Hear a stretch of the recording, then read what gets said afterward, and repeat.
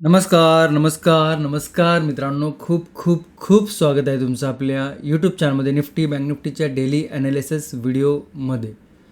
कसं होतं तुमचा आजचा शुक्रवारचा निफ्टी बँक निफ्टी आणि सेन्सेक्सचा ट्रेडिंगचा सेशन सर्वात अगोदर कमेंट करून सांगायचं आहे. आज एका इव्हेंटला होतो. शक्यतो इव्हेंटला जायचं मी इग्नोरच करत असतो. खूप सारे इव्हेंटचे इन्व्हिटेशन असतात, परंतु मी शक्यतो खूप कमी जातो. आणि आजचा जो इव्हेंट होता त्याचा जो ऑर्गनायझर होता तो एक जवळचा मित्रच आहे माझा. आणि त्याच्या आग्रहाखातीर मला आज इव्हेंटला जायला लागलं. छोटा इव्हेंट होता. ओके. आणि त्यामुळे मार्केटकडे थोडंसं आज दुर्लक्ष होतंच, परंतु लेवलनी किंवा मार्केटनी लेवल का दुर्लक्ष केलेलं नाही आहे. ज्या पण आपण लेवल काल ॲनालिसिसमध्ये डिस्कशन केल्या होत्या बुलिश साईडच्या, मार्केटनी त्या लेवल तर ब्रेक केल्याच, पण त्याच्यापेक्षाही जास्त मोठा मोमेंटम दाखवला. आता दोन पद्धतीचे लोक असतील. एक असं म्हणणारे असतील की मार्केटनी लेवल ब्रेक केल्या, नो ट्रेडिंग झोन ब्रेक केला, मार्केटने तिकडनं बुलिश मोमेंटम दाखवली. आणि दुसरे काही असे लोक असतील की जे बोलतील की मार्केटमध्ये आज न्यूज होती, RBI पॉलिसीची न्यूज होती, रेट कट झाला, इंटरेस्ट रेट कमी झाला आणि त्याच्यानंतर मार्केटनी बुलिश मोमेंटम दाखवला. दोन्ही गोष्टी आपण धरून चालू की ओके चला होत्या. परंतु वारंवार मी तुम्हाला सांगत असतो की न्यूज मार्केटमध्ये येत असतात, न्यूज मार्केटमध्ये जात असतात आणि रोज काही ना काही न्यूज ह्या चालू असतात. तर प्रत्येक न्यूजकडे जर आपण लक्ष द्यावं लागलो किंवा प्रत्येक न्यूजकडे जर आपण लक्ष देत असेल तर कन्फ्युजन जास्त वाढतं. त्यामुळे लक्ष काय ठेवायचं की आपण ज्या गोष्टीचा अभ्यास करतो, तुम्ही फंडामेंटल अभ्यास करत असाल, तुम्ही न्यूज रिलेटेड गोष्टींचा अभ्यास करत असाल, तर मग तुम्ही न्यूजवरती फोकस ठेवला तरी काय हरकत नाही. परंतु ॲज अ इंट्राडे ट्रेडर जर तुम्ही प्रायझॅक्शनचा विचार करत असाल, जर तुम्ही प्रायझॅक्शन शिकत असाल आणि प्रायझॅक्शन काय बनते त्याच्याकडे तुमचं जर लक्ष असेल, तर इतकं न्यूजकडे लक्ष देण्याची काही गरज नाही आहे. कारण की तुम्ही जर 1760 गोष्टी जर तुमच्या डोक्यात ठेवल्या तर मग एका गोष्टीवरती फोकस राहत नाही. आणि जर 1760 गोष्टी तुमच्या डोक्यात असतील आणि त्या डोक्यात घेऊन जर तुम्ही ॲज अ ट्रेडर म्हणून मार्केटचं काम करत असाल तर खूप अवघड आहे त्या गोष्टी समजून येणं. वारंवार व्हिडिओमध्ये हेच सांगण्याचा प्रयत्न करत असतो की एका दगडावरती पाय ठेवून राहायचा प्रयत्न करा. आणि जी गोष्ट तुम्ही शिकताय, एखादी गोष्ट असेल तर त्याच्यामध्ये खूप जास्त डीपपर्यंत शिकण्याचा प्रयत्न करा. ओके. सो तुम्ही काय केलं असेल, काय नसेल केलं, तुम्ही कमेंटमध्ये सांगू शकता आजचा ट्रेडिंगचा सेशन. पण ओव्हरऑल जर बघितलं तर जी प्रायझॅक्शन आपण काल डिस्कशन केली होती बुलिश साईडची, बघा 26,060ची लेवल निफ्टीने ब्रेक केली. त्याच्यानंतर निफ्टीने तिकडनं एक बुलिश मोमेंटम दाखवला आणि ती जर प्रायझॅक्शन बघितली तर बऱ्यापैकी बुलिश प्रायझॅक्शन होती. आता नेगेटिव्ह साईडला जर बघितलं तर निफ्टीमध्ये 25,965 हा सपोर्ट झोन होता नो ट्रेडिंग झोनचा. तो निफ्टीने ब्रेक केला नाही, सपोर्टच ब्रेक केला नाही, त्याच्यामुळे आपल्याला कुठली सेलिंग मोमेंटम बघायला मिळालेली नाही. बाकी तुमचा ओव्हरऑल व्ह्यू कसं होता मार्केटचा आजचा, हे जर कमेंटमध्ये सांगितलं तर अतिउत्तम होईल. कारण की मी सगळ्या कमेंट वाचत असतो आणि कुठेही तुम्ही कमेंट करायला काटकसरपणा करू नका. आणि व्हिडिओ जर आवडत असेल, व्हिडिओ तुम्हाला समजत असेल, व्हिडिओमधून काहीतरी तुम्हाला शिकायला मिळत असेल, काहीतरी नॉलेज मिळत असेल तर कमेंटमध्ये सांगा आणि लाईक नक्की करा व्हिडिओला. आणि चॅनलवर जर नवीन असाल तर चॅनलला सबस्क्राईब करा. कारण की 70 ते 75% लोक आहेत जे रेग्युलर व्हिडिओ बघतात परंतु सबस्क्राईब करत नाही. त्यामुळे जर तुम्ही सबस्क्राईब केलं नसेल लवकरात लवकर सबस्क्राईब करा. ओके. आता आजचं जर मार्केट बघितलं तर मार्केटनी एक बुलिश प्रायझॅक्शन क्रिएट केली, रेजिस्टन्स ब्रेक केला थोडंसं, परंतु तो बुलिश लेवलवरतीच होता आणि त्याच्यानंतर एक बुलिश मोमेंटम दाखवली. आता खूप साऱ्या लोकांचं काय होतं की ओव्हर ट्रेडिंग खूप लोक करतात, त्याचे कमेंट खूप जास्त येतात ते. आणि कमेंट शक्यतो मी इकडे डिस्कशन करत नाही, जे गोष्टी प्रायझॅक्शनच्या आहेत तेच डिस्कशन करण्याचा विचार करत असतो. परंतु आज शुक्रवार आहे, जेव्हा आपण व्हिडिओ रेकॉर्ड करतो आहे, ॲनालिसिस करतो तेव्हा शुक्रवार आहे. शनिवार रविवार मार्केटला सुट्टी आहे, सोमवारी मार्केट ओपन होणार आहे. आणि ओव्हरऑल जर बघितलं तर आता एक मिनटं जर आपण चेक करू एकदा फक्त.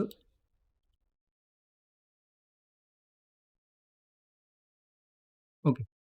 सोमवारी मार्केट ओपन होते, 2 दिवस मार्केटला सुट्टी आहे. तर 2 दिवस जर सुट्टी आहे तर तुमची एंटरटेनमेंटच्या गोष्टी असतील, तुमची फिरायच्या गोष्टी असतील त्या करा. तुम्हाला जे करायचं ते करा. पण त्यासोबत मार्केट शिकण्याकडे देखील लक्ष ठेवा. ओके. जे लोकं जॉब करतात, ते काम करतात, ते शनिवार, रविवार सुट्टी आहे किंवा रविवारी सुट्टी असते कोणाकोणाला. त्यांना थोडासा वेळ मिळतो. ऑब्व्हियसली की आपण पूर्ण आठवडाभर काम करत असतो आणि त्यातनं एखादी सुट्टी मिळते. ती सुट्टी तुम्ही एन्जॉय करा, नो डाऊट. परंतु त्यासोबत शिकण्याचा पण प्रयत्न करा. जर तुम्ही इंटरेस्टेड मार्केटमध्ये आहात तर. ओके. त्याचमुळे मी थोडंसं ओव्हर ट्रेडिंगवरती सांगण्याचा प्रयत्न करतो. काय होतं की ओव्हर ट्रेडिंग होते, नाही असं नाही. प्रत्येकाची होती. माझी होती, तुमची होती. जो पण मार्केटमध्ये आहे त्याची ओव्हर ट्रेडिंग होते. परंतु ओव्हर ट्रेडिंग किती वेळा होते हे पण लक्ष देणं गरजेचं आहे. ओके. आता आठवड्यामधनं एखाद्या दिवशी ओव्हर ट्रेडिंग होते, इट्स ओके, नॉर्मल आहे ते.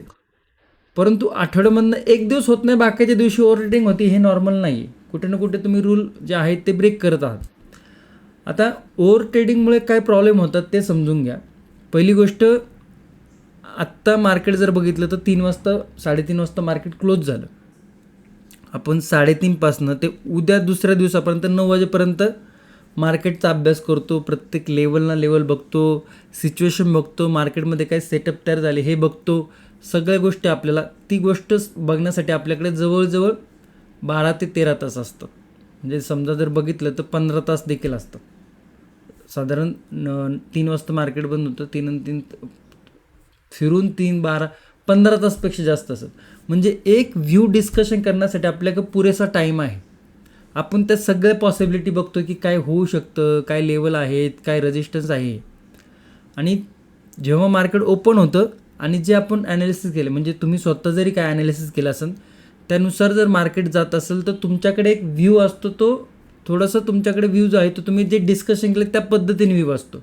म्हणजे जे बघितलं आपण, तर आपण जे डिस्कशन केले किंवा जे अभ्यास केला आणि त्या पद्धतीने व्ह्यू बनतो आहे, तर आपल्याला काय होतं की तिकडे थोडासा कॉन्फिडन्स येतो. परंतु काय होतं की कधी कधी व्ह्यू जरी आपण डिस्कशन केलं असतं तर व्ह्यू फेल होतात. काही हरकत नाही त्याच्यामध्ये. मार्केट आहे, मार्केट डायनॅमिक असतं. व्ह्यू कधी बरोबर कधी रॉंग होऊ शकतो. परंतु जर पहिला व्ह्यू जर आपला रॉंग झाला आहे, पॉसिबिलिटी तिकडे आपला ट्रेड फसला असेल तर त्या ट्रेडमधनं बाहेर निघणं हे रूलप्रमाणे आहे. त्याच्यानंतर जर बघितलं तर ज्यावेळेस सेकंड व्ह्यू आपण ट्राय करायला जातो त्यावेळेस आपल्याकडे पुरेसा वेळ नसतो मार्केटला ट्रॅक करायला. तुम्ही मला सांगा की पुरेसा वेळ म्हणजे काय, की लाईव्ह मार्केटमध्ये मार्केट काहीतरी प्रोजेक्शन बनवतं, त्याच्यावरती जितकं आपण आदल्या दिवशीपासून रिसर्च केलं, ॲनालिसिस केलं, ह्या सगळ्या गोष्टी केल्या तितकासा वेळ तर नसतो. माइंडसेट आपलं पहिला ट्रेड फसल्यामुळे थोडंसं माइंडसेट गडबडलेलं असतं. तिसरी गोष्ट, आपण फ्रेश माइंडने विचार करत नाही. आणि चौथी गोष्ट, जो ट्रेड फसला तो रिकवर करण्याच्या मोडमध्ये आपलं माइंड गेलेलं असतं. इतक्या सगळ्या गोष्टी आहेत त्या सगळ्या आपल्या अगेन्स्ट झालेल्या असतात. समजतंय? हे दुसऱ्या ट्रेडचं सांगतो मी. पहिलं झाल्यानंतर दुसऱ्या ट्रेडसाठीच इतक्या निगेटिव्ह गोष्टी आपल्यासोबत आहेत. आणि तुम्ही विचार नाही करणार. काही काही लोक जे आहेत ते ओव्हर ट्रेडिंग नाही, वर्षाचं ओव्हर ट्रेडिंग एका दिवशी करतात. त्यामुळे ह्या कन्सेप्ट तुम्हाला माहिती असायला पाहिजे. आणि ह्याच कन्सेप्ट मी तुम्हाला इकडे सांगण्याचा प्रयत्न करत असतो की आपण जो मार्केट ओपन झाल्यानंतर जे व्ह्यू आपण डिस्कशन केलं आहे किंवा ज्याचा आपण अभ्यास केला आहे त्याच्याकडे आपल्याला पुरेसा वेळ आहे. त्या फर्स्ट ब्रेकआउट किंवा ब्रेकडाऊनमध्ये आपल्याला आपला व्ह्यू डिस्कशन केलेला व्ह्यू बरोबर, आपला जर व्ह्यू बरोबर येत असेल तर तिकडे त्या मार्गाने जाऊ शकतो. परंतु सेकंड, थर्ड हे याच्याकडे आपल्याला पुरेसा वेळ नसतो. आपलं माइंड असतं ते रिकव्हरी मोडमध्ये गेलेलं असतं आणि त्यामुळे ते सगळेचे सगळे व्ह्यू फसण्याचे चान्सेस, ह्याची पॉसिबिलिटी हाय होते. आणि त्याच्यामुळे ओव्हर ट्रेडिंग जर तुम्ही करत असाल तर तो दिवस, मोस्ट ऑफ द टाईम तो दिवस तुमचा रेडमध्ये क्लोजिंग झालेला असेल. तर यावरती तुमचं काय एक्सपिरियन्स आहे, तुमचं काय मत आहे आणि तुम्ही याला कसं टॅकल करताय किंवा तुम्ही ओव्हर ट्रेडिंग न होण्यासाठी काय गोष्टी करताय, हे जर तुम्ही मला कमेंटमध्ये सांगितलं तर मला बरं वाटेल. आणि तुम्ही जर अगोदरपासून फॉलो करत असाल आपल्या यूट्यूब चॅनलला मला, तर वारंवार मी हे सांगण्याचा प्रयत्न केलेला आहे की बस ह्या ज्या रिस्क मॅनेजमेंटच्या गोष्टी आहेत त्या तुम्हाला यायला पाहिजे.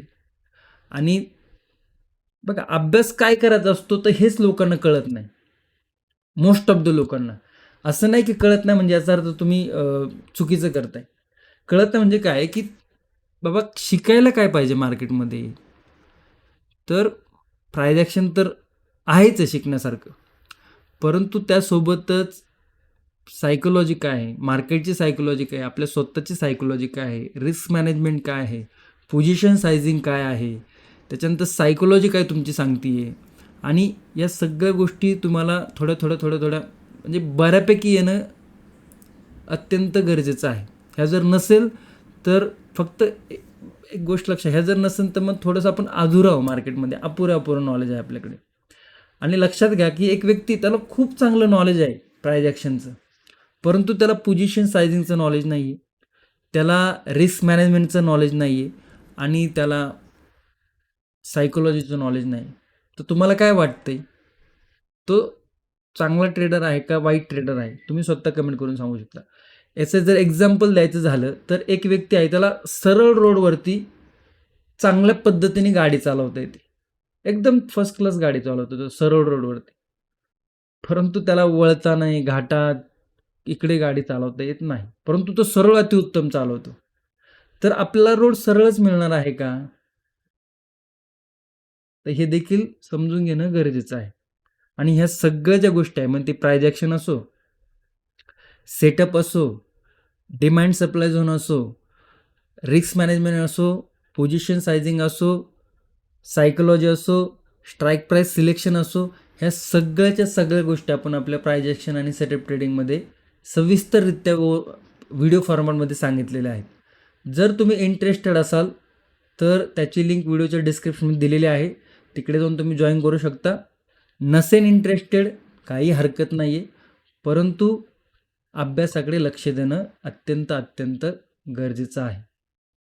सो आय होप जे तुमचे जे 7-8 मिनटं जे पहिले मी घेतले ते तुम्हाला बोरिंग वाटले नसतील, कारण की खूप साऱ्या लोकांना बोरिंग वाटतं, परंतु हे बोरिंग नाही आहे. जी गोष्ट बोरिंग वाटते शिकताना एज्युकेशनच्या बाबतीत, ज्यांना बोरिंग वाटते त्यांनी याला रामराम ठोकू शकता, कारण की अवघड आहे.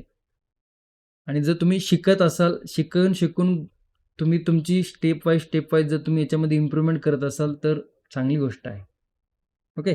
आणि एकदा बघा, जो प्रायझॅक्शन आणि सेट ट्रेडिंगचा कोर्स आहे तो एकदा जाऊन बघा. जॉईन करायचं नाही तुमच्या हातामध्ये आहे, परंतु ते सगळे व्हिडिओ फॉर्मॅटमध्ये आहे, तिकडे त्याचे हेडलाईन दिलेले आहेत. आता ते हेडलाईनवरनं खूप सोप्या पद्धतीने तिकडे सांगण्याचा प्रयत्न केलेला आहे त्या हेडलाईनवरनं, परंतु तुम्हाला माहिती जितकं दिसतं सोपं तितकं नाही आहे. ओके. तर येऊया ॲनालिसिस व्हिडिओकडे. निफ्टी, बँक निफ्टी, सेन्सेक्स तिन्ही इंडेक्सचा ॲनालिसिस करायचा आहे. व्हिडिओ शेवटपर्यंत बघायचा प्रयत्न करा. 2 दिवस सुट्टी आहे, ते व्हिडिओ शेवटपर्यंत बघाच. ओके. तुमच्या समोर जो चार्ट आहे तो निफ्टीचा 5 मिनिटा चार्ट आहे. हा एक राउंडिंग बॉटम आपण डिस्कशन केला होता. एक पुलबॅक नंतर ही इकडे एक डाऊन साईडला एक पुलबॅक आला होता, सॉरी एक डाऊन ट्रेंड नंतर एक पुलबॅक आणि त्याच्यानंतर परत एक पुलबॅक, आणि हा सपोर्ट आपण डिस्कशन केला होता 25,965चा. रेजिस्टन्स जर बघितलं तर 26,060चं रेजिस्टन्स डिस्कशन केलं होतं. मार्केटने ती लेवल ब्रेक केली. थोडंसं इकडे वॉलेटाईल होतं मार्केट, कारण की 10 AM ला काय होतं, RBI पॉलिसी होती. तर त्याच्यानंतर जर बघितलं तर तिकडनं बुलिश मोमेंटम दाखवला आणि मार्केटची जी क्लोजिंग आहे ती थोडीशी हायर लेवलवरती क्लोजिंग आहे. तर सगळ्या लेवल आपण रिमूव्ह करूया. 1 तासाच्या टाइम फ्रेमवरती जाऊया. ओके.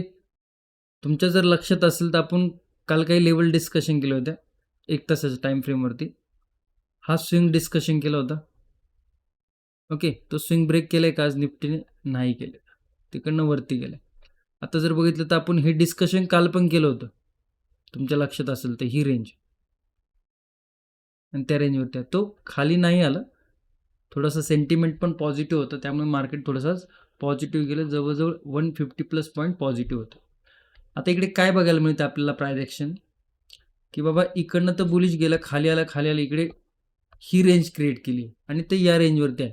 तर थोडीशी जोपर्यंत ही जी रेंज आहे ना, ही रेंज आहे ना एवढी, निफ्टीची. तर ही रेंज थोडीशी आपल्याला कन्फ्युजन करत राहणार आहे. त्यामुळे बघा इकडे सपोर्टवरती आला की वरती गेला, रेजिस्टन्सवरती खाली गेला, आता परत सपोर्टवरती आला वरती गेला.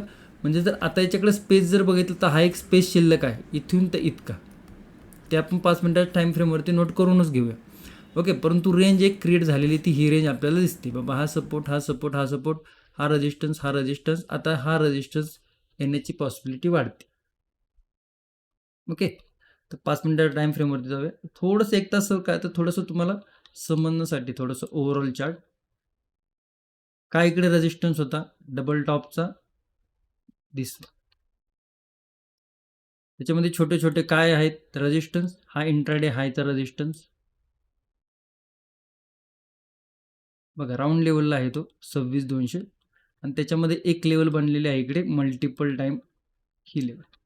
आता इकडे जर बघितलं तर इंट्राडेमध्ये काय स्विंग क्रिएट झाला होता, ही जर लेवल बघितली तुम्ही इकडनं फ्रेश निगेटिव्ह मुवमेंटम आला होता, इकडनं ही नवीन दिवसाची ओपनिंग आहे, लक्षात येते. ओके, आणि त्याच्यानंतर जर बघितलं तर इकडे कन्सोलेशन होतं, कन्सोलेशन ब्रेक केलं, खाली आला, पुल बॅक घेतला, साधारण 26,140 लेवल, तर ती एक सपोर्टची लेवल बनते, तर ती एक मार्क करून घेऊया.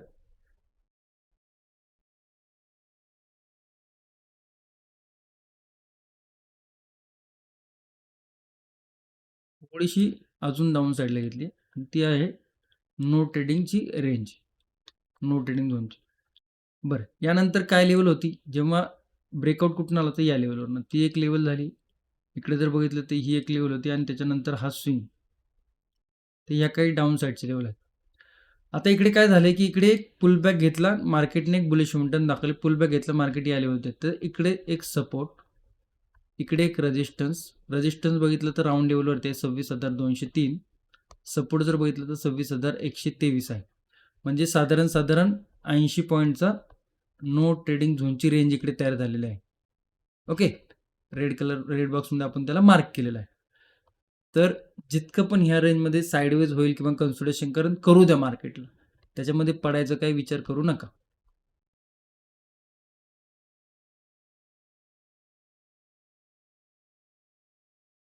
इकडे छोटीशी एक ट्रेंड लाईन आहे, मोठी पण ट्रेंड लाईन आहे. जर इकडे तुम्ही व्यवस्थित बघितलं तर ही एक ट्रेंड लाईन इकडे सुरू आहे, जी की आपण डिस्कशन केली होती काल पण. ओके, थोडंसं स्पेस आहे, तर थोडासा इकडे छोटासा सपोर्ट ब्रेक झाल्यानंतर ट्रेंड लाईनपर्यंत एक छोटा मोमेंटम दाखवू शकतो, ती लेवल आपण मार्क केलेली आहे. बरं, काय इकडे लेवल बनतं ते, जर हा जो स्विंग आहे खाली येऊन जर टप्पा झाला इकडे, तर तुम्हाला एक छोटासा या पद्धतीचा काहीसा निगेटिव्ह प्रायजेक्शन बघायला 26,123. या खाली जर बघितलं तर 26,60 ही फर्स्ट सपोर्ट लेवल आहे. त्याच्यानंतर सेकंड जर बघितलं तर 26,021 ही सेकंड लेवल आहे. आणि त्यानंतर जर बघितलं तर 25,970 हा एक तिसरी लेवल आहे. म्हणजे 3 डाऊन साईड लेवल आहे, 1, 2, 3. या लेवल तुम्ही तुमच्या चार्टवरती नोट करून ठेवू शकता. ओके, बुलिश साईडला जर बघितलं तर रेजिस्टन्स 26,200 राऊंड लेवल. आता एक ब्रेकआउट इकडनं दिला होता, खाली आला, सस्टेन नाही झाला, खाली आला, परत त्या लेवलवरती क्लोजिंग आहे. आता याने मल्टिपल टाइम रेजिस्टन्स घेतलेला आहे इकडे. आता परत एकदम एखादा राऊंडिंग डबल बॉटम किंवा कुठली बुलिश प्रायजेक्शन जर बनवत असेल आणि त्यानंतर जर हा रेजिस्टन्स ब्रेक होत असेल 26,200चा, तर एक बुलिश साईडला निफ्टी ट्रॅव्हल करताना दिसू शकतो. 26,260 आणि 26,314 ही ऑल टाइम हायची निफ्टीची लेवल आहे. तर परत एकदा आपल्याला इकडे निफ्टी ऑल टाइम हाय जाताना दिसू शकतो. ओके, आज एक पॉझिटिव्ह सेंटिमेंट होता निफ्टीमध्ये. ओके, आता तो पॉझिटिव्ह सेंटिमेंट कंटिन्युएशन करतोय नाही करतोय हे या रेजिस्टन्स आपल्याला, ह्या रेजिस्टन्सच्या वरती गेलं आणि सस्टेन जर झाला तर म्हणू शकतो बाबा आपण जो पॉझिटिव्ह सेंटिमेंट होता तो कंटिन्युएशन होतोय. डाऊन साईडला जर आला तर कुठं ना कुठं सेंटिमेंट पॉझिटिव्ह होतं, परंतु मार्केटने त्याला कसं रिॲक्ट केले, थोडंसं निगेटिव्ह पद्धतीने रिॲक्ट केले, हे आपण समजू शकतो. ओके, सो लेवल नोट करून ठेवा. गॅपअप जर ओपन होतंय तर आज एक ट्रॅव्हलिंग करून आलंय निफ्टी. गॅपअप नंतर थोडंसं बघा, डायरेक्ट फ्रेश साईडला मार्केट ट्रॅव्हल करण्याची शक्यता कमी वाटते, कारण की ऑलरेडी एक मोमेंटम देऊन आला. गॅपअप नंतर थोडा डाऊन साईडला येऊन जर सस्टेन होत असेल, सस्टेन करून जर इंट्राडे हाय जर ब्रेक होत असेल, तर मग वरच्या साईडची ही लेवल आपण आत्ताच डिस्कशन केलेली आहे गॅपअप नंतर काहीशी इनसाइड कॅन्डल किंवा काही सेटअप बनवत असेल तर त्याचा देखील विचार करू शकता. ओव्हरऑल जर चार्ट बघितला तर थोडंसं आज मार्केटचं सेंटिमेंट बुलिश दाखवलं होतं आणि इतका जो स्पेस आहे बाकी तो स्पेस थोडंसं टच करायला निफ्टी जाऊ शकतो. ओके, सो आय होप तुम्हाला निफ्टीच्या लेवल व्यवस्थित समजले असेल. लेवल तुम्ही तुमच्या चार्टवरती नोट करून ठेवू शकता. आता जाऊ नका व्हिडिओ सोडून, कारण की मला माहिती खूप सारे लोक इथपर्यंतच व्हिडिओ बघतात. निफ्टीचा बघितल्यानंतर बँक निफ्टी आणि सेन्सेक्सचा व्हिडिओ इग्नोर करून टाकतात, बघत नाही. त्यांना वाटतं आम्ही फक्त निफ्टीवरतीच काम करतो तर आम्ही निफ्टीपर्यंतच बघणार. परंतु काम तुम्ही निफ्टीवर करा, बँक निफ्टीवर करा, सेन्सेक्सवरती करा, कुठेही करा, कम्प्लिटली तुमची मर्जी आहे. परंतु शिकताना बघा ना ते, की काय प्रायजेक्शन बनली बँक निफ्टीमध्ये, सेन्सेक्समध्ये, हे थोडंसं समजून घ्यायचा प्रयत्न करा. ओके, बाकी ओव्हरऑल संपूर्ण तुमची मर्जी आहे.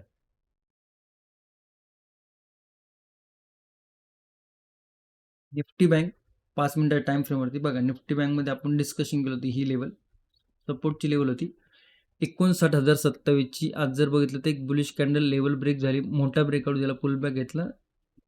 आता थोडंसं ज्या कॅन्डल ब्रेकआउटच्या कॅन्डल होत्या थोड्याशा मोठ्या होत्या आणि त्याच्यानंतर जर बघितलं तर मार्केट पुल बॅक घेऊन परत सेकंड लेवलपर्यंत गेलं, म्हणजे 59,781 या लेवलचा ब्रेकआउट बँक निफ्टीने दिलं. आता बँक निफ्टी जर बघितलं तर हे स्विंग हायर हाय पॅटर्न क्रिएट करत चाललेलं आहे. तर कुठपर्यंत जातो ते बघूया आपण, कुठेही आपल्याला इकडे ब्रेक बघायला मिळतो त्याचा. ओके, हे जर बघितलं तर तुम्ही इकडे थोडंसं राउंडिंग राउंडिंग राउंडिंग बॉटम करून निफ्टी थोडंसं ह्या लेवलवरती ब्रेकआउट देऊन वरती, सॉरी, बँक निफ्टी थोडं सस्टेन झाल्यासारखा दिसतोय. 59,500 59,800 या लेवलच्या वरती सस्टेन आहे. त्याचं लेवल काय बनतं समजून घ्या. ही ऑल टाइम हायची लेवल आहे, जिकडनं लास्ट टाइम ब्रेकआउट फेलियर आला होता. 59,800ची एक रेजिस्टन्स लेवल आहे. इकडे मध्ये जर बघितलं तर एक राऊंड लेवल आहे 60,000ची, तर तिला आपण मार्क केलेलं आहे. आणि याच्यावरती आणखी एक लेवल आपण इकडे बघूया, राऊंड लेवलच्या वरती थोडंसं आपण स्पेस ठेवू शकतो या लेवलपर्यंत.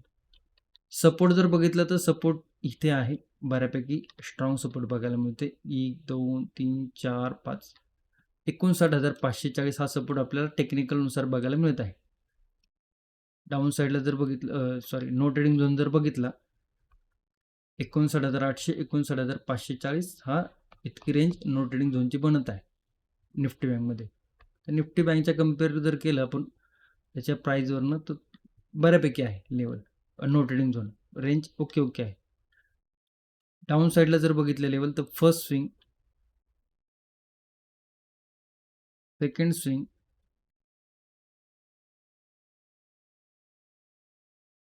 थर्ड स्विंग, मोठ्या मोठ्या 2 कॅन्डलने ब्रेकआउट, बुलिश मोमेंटम, ही लेवल आहे 59,800ची राऊंड लेवल. थोडं कन्सोलेशन काहीसा या लेवलवरून सपोर्ट, आणि त्याच्यानंतर जर लेवल ब्रेक होत असेल तर 60,000 एक राऊंड लेवल आहे. सेकंड रेजिस्टन्स आहे 60,122, ही ऑल टाइम हायची लेवल आहे निफ्टीची. त्याच्यानंतर आपण एक लेवल मार्क केली 60,250. ओके, तर या काही बुलिश लेवल आपल्याला इकडे बेसिकली हे रजिस्टर्स आपल्याला बघायला मिळतात. तर याचा विचार तुम्ही किंवा ह्या लेवल तुम्ही तुमच्या चार्टवरती नोट करून ठेवू शकता. इकडे जर बघितले, छोटीशी ट्रेंड लाईन आहे, एक सपोर्ट आहे. एकदा टप्पा खाऊ दे इकडे, टप्पा कन्सेप्ट होऊ द्या इकडे. अशा पद्धतीने काही बेरीज जर प्रायजेक्शन बंद असेल 59,540च्या खाली, तर 59,417, 59,290 आणि 59,133, 1 2 3 हे 3 सपोर्ट आपल्याला डाऊन साईडला बघायला मिळत आहे. ओके, गॅपअप थोडंसं कन्फ्युजनमध्ये होऊ शकतं, त्यामुळे थोडंसं पुलबॅक घेऊन जर इंट्राडे हायब्रिक होत असेल तर या लेवल आपण डिस्कशन केलं आहे. गॅप डाऊन ओपन जर होत असेल तर एक पुलबॅक नंतर सपोर्ट ब्रेक व्हायची वाट बघा, त्याच्यानंतर परत ह्या डाऊन साईडची लेवल आहे. खूपच मोठा गॅप अप, खूपच मोठा गॅप डाऊन जर झाला, त्याची शक्यता कमी आहे थोडीशी, तर मग थोडंसं थांबा, थोडंसं बघा तिकडे काय रेंज बनते, काय प्रायजेक्शन बनते, राऊंड लेवल काय बनतात ते, आणि त्या सगळ्या गोष्टी थोड्याशा डोक्यामध्ये ठेवून नंतर मार्केटचा विचार करू शकता. लगेच ते उदाहरण तुम्हाला माहिती आहे, लगेच दिसलं पाणी म्हणून लगेच बेडूक उडी मारली असं चालणार नाही. ओके, बाकी तुम्ही तुमच्या चार्टवरती या लेवल नोट करून ठेवू शकता. सेन्सेक्स सेन्सेक्स जर बघितलं तर सेन्सेक्सचे लेवल रिमूव्ह केले. 1 तासावरती जाऊया. निफ्टीप्रमाणेच मिरर इमेज आहे निफ्टीप्रमाणेच सेन्सेक्स देखील. इकडे जर बघितलं तर आपण असं काही चॅनल बनतो की इकडे थोडंसं मार्क करण्याचा प्रयत्न करूया. एकदम बी ग्रेडपेक्षाही खराब चॅनल आहे सांगायचं जर झालं खरं तर. परंतु टेक्निकलरित्या जर बघितलं इकडनं सुरुवात झाली, इकडे सपोर्ट घेतलाय, इकडे रेजिस्टन्स घेतलाय. म्हणजे इतके सारे स्विंग क्रिएट झाले ते कुठेही चॅनलमध्ये इतकंसं व्यवस्थित स्विंग क्रिएट केलं नाही, तर त्यामुळे हा चॅनल थोडासा अप्लाय होत नाहीये. ओके. आता जर 1 तासाच्या टाइम फ्रेमवरती जर बघितलं तर ही जी लेवल आहे इकडनं मल्टिपल टाइम रेजिस्टन्स घेऊन खाली आला होता. या लेवलच्या वरती सस्टेन झालाय. आता जो रेजिस्टन्स आहे तो ही लेवल बघायला मिळते आपल्याला. तर त्या लेवलला आपण मार्क करून घेऊया. आजचा हायला मार्क करून घेऊया. 5 मिनिट टाइम फ्रेमवरती जाऊया. स्विंग इकडे बघायला मिळते. नंतर जर रिसेंटली स्विंग जर बघितलं तर हा आहे आणि रेजिस्टन्स मिळालाय, सपोर्ट मिळालाय, त्याला आपण मार्क केले. काय आहे रेजिस्टन्स 85,800 राऊंड लेवल आहे. ते दिसताना 85,754 राऊंड लेवल आपण कन्सिडर केली. ते खाली जर बघितलं 85,543 सपोर्ट लेवल आहे. एकदा ब्रेकआउट देऊन थोडं सस्टेन झालंय. थोडं आणखी कन्सोलिडेशन करून जर इंट्राडे हाय ब्रेक होत असेल तर छोटीशी बुलिश मूव्हमेंट मिळण्यासाठी थोडंसं स्ट्रगल आहे मार्केटला, स्पेशली सेन्सेक्सला. 85,930 फर्स्ट लेवल आणि 86,148 बुलिश साईडला थोडं स्ट्रगल आहे, थोडंसं कन्फ्युजन करू शकतं. तिकडे तुम्ही तुमच्या रिस्क मॅनेजमेंटवरती लक्ष देऊ शकता व्यवस्थितरित्या. डाऊन साईडला जर बघितलं तर हे दोन सपोर्ट आहे 85,543. हा जर सपोर्ट ब्रेक होते तर फर्स्ट सपोर्ट काय बनतोय